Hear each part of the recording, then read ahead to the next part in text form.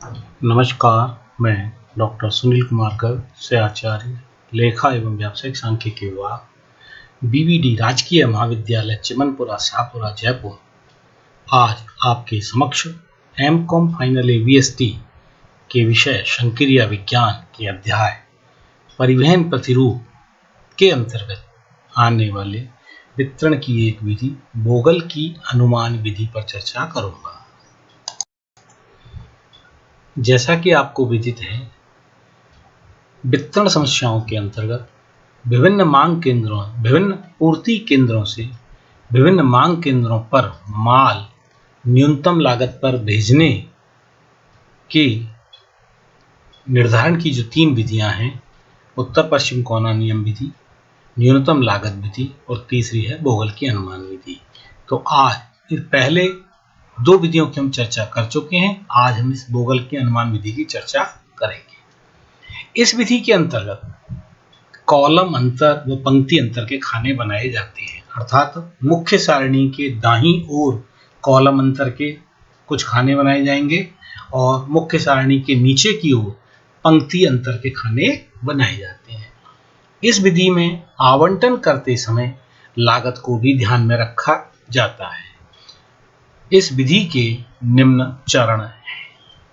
पहला, किसी भी पूर्ति वाले स्थान से विभिन्न मांग वाले स्थानों को भेजे जाने पर लगने वाली प्रति इकाई परिवहन लागतों में से 2 सबसे छोटी लागतों का अंतर निकालकर मुख्य सारणी के दाईं ओर कॉलम अंतर में लिखते हैं। जैसे मैंने अभी ऊपर बताया था कि भाई कॉलम अंतर में क्या आएगा कि जैसे मान लीजिए source centre supply centre S1 है और 4 डिमांड सेंटर है, तो S1 के आगे चारों सेंटरों को माल भेजने की जो लागत है, एक की 10 है, एक की 8 है, एक की 6 है, एक की 4 है, तो सबसे छोटी लागत है 6 और 4, उन दोनों का अंतर जो है 2 रुपये हम कॉलम अंतर के पहले कॉलम में लिखेंगे। इसी प्रकार किसी भी मांग क्षेत्र को विभिन्न पूर्ति वाले स्थानों से माल भेजने की प्रति इकाई लागतों में से 2 सबसे छोटी लागतों का अंतर ज्ञात कर मुख्य सारणी के नीचे पंक्ति अंतर में लिखते हैं। कहने का मतलब, जैसे एक डिमांड सेंटर है D1, उसको आपूर्ति S1 से की जा सकती है, S2 से की जा सकती है, S3 से की जा सकती है। तो उनकी जो लागतें हैं, D1 को S1 से भेजने की, S2 से S3 से भेजने की जो विभिन्न लागतें हैं, उनमें से 2 सबसे जो छोटी न्यूनतम लागत जो सबसे कम है, उनका जो डिफरेंस है वह अंतर नीचे पंक्ति अंतर में लिखते हैं।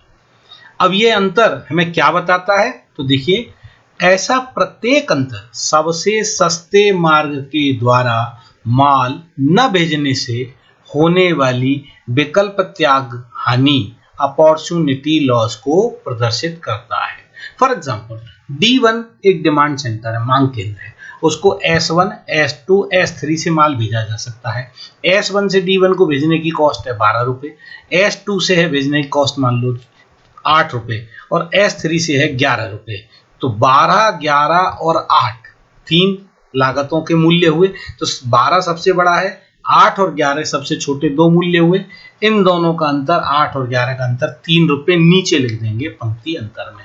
ये क्या बताता है? ये बताता है कि अगर हम 8 रुपये वाले सोर्स की बजाय 11 रुपये वाले सोर्स से अगर हम माल देते हैं तो 3 रुपये की हमको हानि होती है। तो ये हमें विशेष ध्यान रखना है।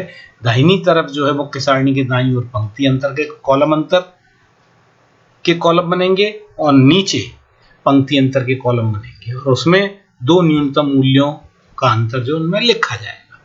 नेक्स्ट है सभी विकल्प त्याग की हानियों अर्थात स्तंभ एवं पंक्ति अंतरों की गणना करने के बाद, यानी एक चरण में पहले आपने 4 कॉलमों का अंतर लिख दिया, कॉलम अंतर में पंक्ति अंतर नीचे पंक्ति अंतर लिख दिया, एक चरण हो गया। अब एक चरण में कॉलम अंतर और पंक्ति अंतरों की गणना करने के बाद उस पंक्ति या स्तंभ का चुनाव करते हैं जिसके सामने या नीचे लिखी गई विकल्प त्याग की हानि सबसे बड़ी हो।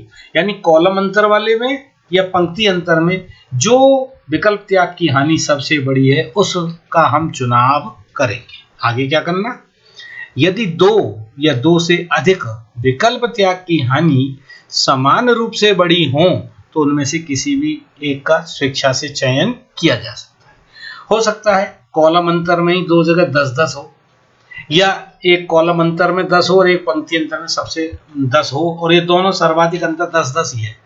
तो अब ऐसी स्थिति में किसी एक को हम चुनाव कर सकते हैं स्वेच्छा से। इस प्रकार चुनी गई पंक्ति या स्तंभ में से उस वर्ग का या कोष्ठ का चुनाव करते हैं जिसके ऊपर दाएं कोने में लिखी गई परिवहन लागत उस पंक्ति या स्तंभ में लिखी गई राशियों में से सबसे छोटी हो।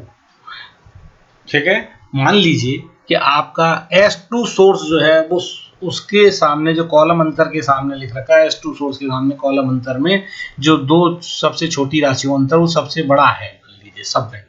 तो इसका मतलब हमें S2 सोर्स में चयन किया हमने।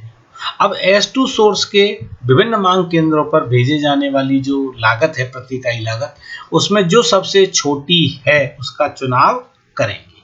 क्या करना आगे, इस चुने हुए वर्ग में अधिकतम संभव इकाइयों का आवंटन कर उस वर्ग के बीच में लिख देते हैं। अब प्रश्न आता है अधिकतम संभव इकाइयां कितनी होंगी, तो ये अधिकतम संभव इकाइयां उसी नियम से निकलेंगी जैसे पूर्ववत दो विधियों में बताई थी।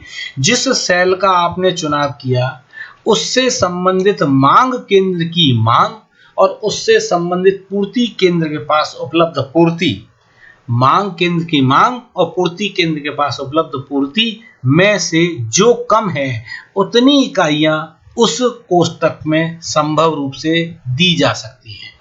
तो इस प्रकार हमें आवंटन करना है। तो इस आवंटन से, अब इस प्रकार आवंटन करने से पंक्ति या स्तंभ जो पूरा हो गया हो उसे एक रेखा खींचकर, पूरा होने से मतलब है यदि उस राशि को लिखने के बाद, उस इकाइयों का आवंटन करने के बाद यदि मांग केंद्र की मांग पूरी हो गई हो तो उसको हम ऊपर से नीचे सीधी रेखा खींच देंगे। मतलब यह है कि वह मांग केंद्र अब आगामी गणना में शामिल नहीं होगा क्योंकि उसकी मांग पूरी हो चुकी है। या किसी पूर्ति केंद्र के पास उपलब्ध समस्त इकाइयों का आवंटन कर दिया गया हो, चाहे वो किसी एक मांग केंद्र में किया गया हो या एक से अधिक, अगर उसकी सारी इकाइयां बढ़ चुकी, इसका मतलब वह पूर्ति केंद्र अब आगे और वितरण नहीं कर सकता, इसलिए उस पूर्ति केंद्र की पंक्ति में हम एक लाइन खींच देंगे। तो यहाँ हमने यही आपको बताया कि इस आवंटन से पंक्ति या स्तंभ जो पूरा हो गया हो उसे एक रेखा खींचकर काट देते हैं ताकि वह पंक्ति या स्तंभ आवंटन के अगले चरण में शामिल ना हो। नेक्स्ट और लास्ट, इस प्रकार शेष रहे पंक्ति व स्तंभों के मध्य उक्त प्रक्रिया का दौरान करते रहेंगे जब तक कि समस्त पूर्ति का बंटवारा विभिन्न मांग केंद्रों में ना हो जाए। और इस प्रकार आवंटन करने के बाद चाहे हम प्रथम विधि उत्तर पश्चिम कोना नियम से किया हो, चाहे हमने न्यूनतम लागत विधि से किया हो, चाहे हमने बोगल की अनुमान विधि से आवंटन किया हो, यह हमारा प्राथमिक संभाव्य हल ही है। यह अनुकूलतम हल है या नहीं है, इसकी चर्चा, इसकी जांच करने की विधि क्या है, यह आपको अगले व्याख्यान में बताई जाएगी। धन्यवाद।